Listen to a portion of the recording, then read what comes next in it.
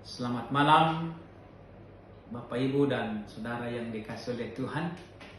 Malam ini kita berjumpa kembali dalam renungan malam kita di Jemaat Bangkala. Sebelum kita merenungkan firman Tuhan malam ini, mari kita menyatukan hati kita dan kita berdoa. Kami bersyukur padamu Tuhan, malam ini boleh kami bertemu dalam kehidupan kami selaku keluarga di Jemaat Bangkala. Kami rindu untuk mendengarkan dan sapaan Tuhan lewat firman malam ini.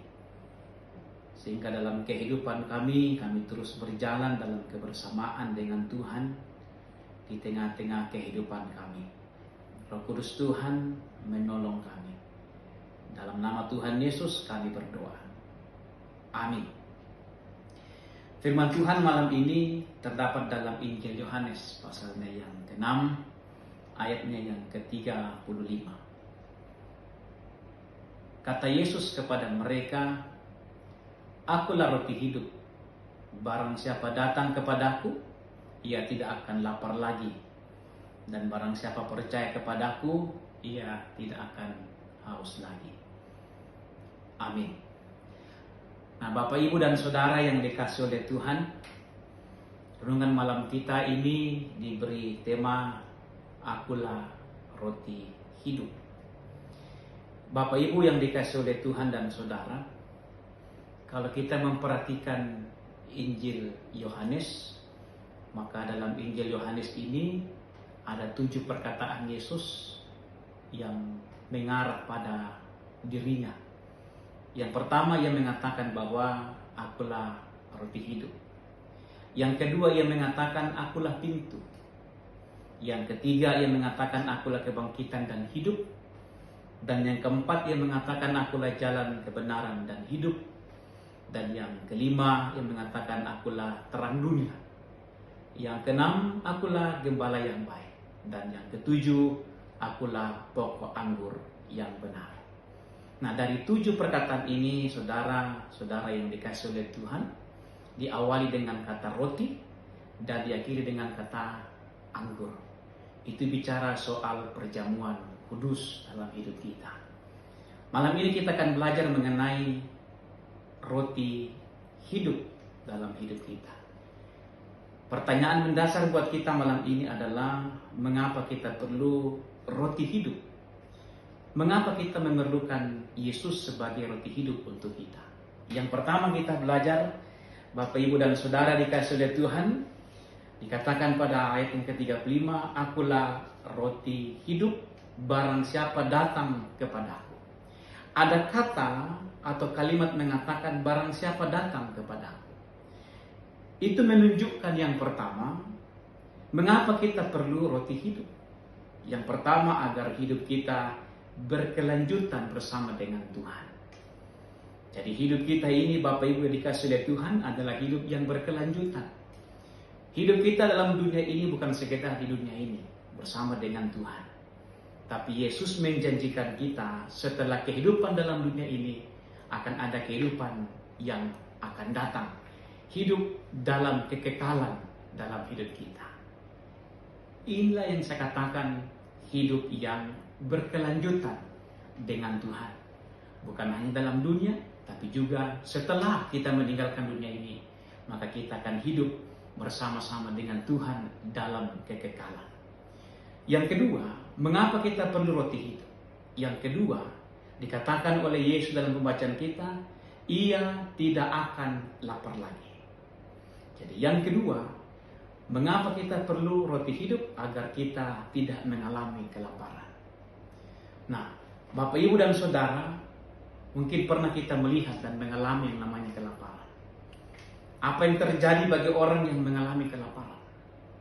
Tentu ia bisa bertindak di luar nalar manusia, bahkan bisa bertindak di luar imannya. Mari kita lihat contoh dalam satu contoh kita di Alkitab. Pertama, Esau. Apa yang terjadi bagi Esau ketika ia mengalami kelaparan?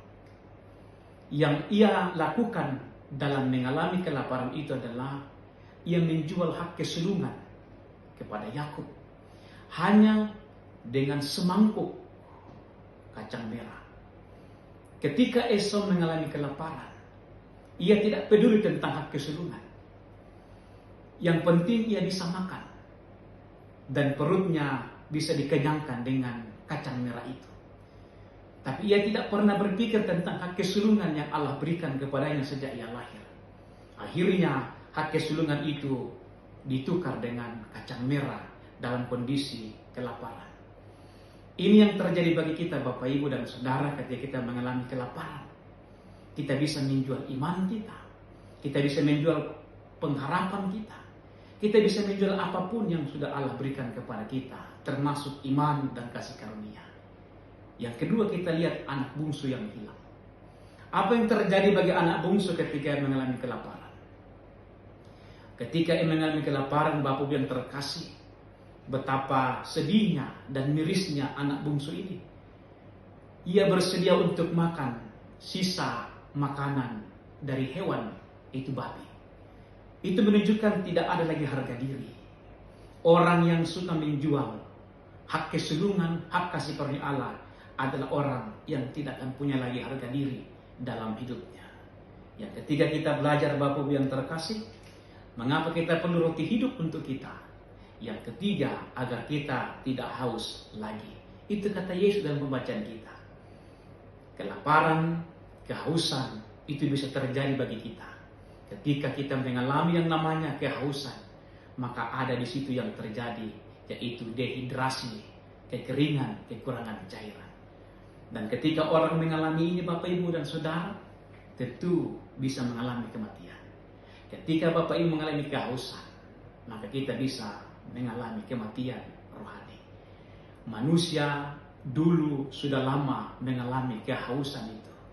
Ketika Yesus datang ke dalam dunia, memberikan air yang hidup untuk kita dan memberikan kita anggur, yaitu darahnya. Karena itu, jemaat yang dikasihi oleh Tuhan, Bapak Ibu dan Saudara, malam ini kita belajar tentang itu. Bagaimana kita membutuhkan roti hidup dalam hidup kita. Pertama, agar hidup kita berkelanjutan bersama dengan Tuhan. Yang kedua, kita tidak mengalami kelaparan. Dan yang ketiga, kita tidak mengalami kehausan, dehidrasi dalam hidup ini.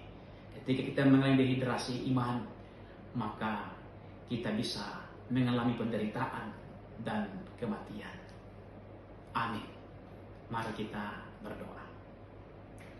Terpujilah Engkau ya Allah. Kami bersyukur malam ini boleh berjumpa lewat kebenaran firman-Mu. Mengajak kami, menasihati kami untuk hidup bersama dengan Tuhan. Engkau sebagai roti yang hidup dalam kekekalan, Engkau menggerakkan kami kekekalan lewat tubuh, yaitu roti yang kami kenal daripada-Mu. Berkati firman-Mu. Malam ini hamba berdoa bagi jemaat Bangkala ya Tuhan. Engkau berkati mereka dalam kehidupan ini, dalam keluarga, pekerjaan, anak-anak, cucu dan sanak saudara dimanapun mereka berada. Sehingga dalam kehidupan jemaat Tuhan di sini tetap berada dalam kasih karunia Allah dalam hidupnya. Bapa di sorga, berkati jemaat-Mu yang sementara dalam perjuangan untuk masa depan anak-anak kami. Tuhan memberkatinya, sehingga jika Tuhan berkenan, mereka boleh diberikan kasih karunia Allah untuk menikmati dunia pekerjaan. Berkati jemaat yang sakit, baik yang terap di rumah, bahkan berobat jalan sekalipun. Hamba doakan sekiranya Tuhan boleh memberkati dan kasih karunia Allah senantiasa mereka alami dalam menjalani sakit penyakit dalam hidupnya.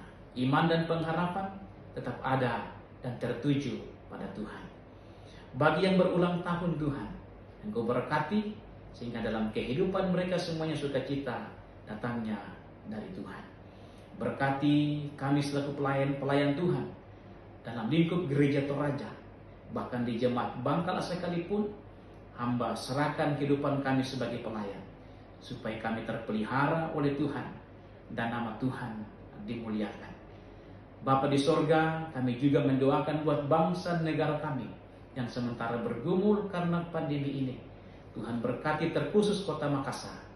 Biarkanlah kota Makassar ini boleh keluar dari pergumulan ini, karena Tuhan bersama-sama dengan pemerintah, bahkan kami selaku masyarakat dalam hidup kami di kota Makassar. Terima kasih Tuhan, hamba serahkan hidup kami ini ke dalam tangan-Mu dan seluruh kehidupan kami hari ini, bahkan selama-lamanya kami pertaruhkan di dalam Kristus Yesus. Sempurnakan doa kami ini Bapa. Dalam nama Tuhan Yesus kami berdoa. Amin.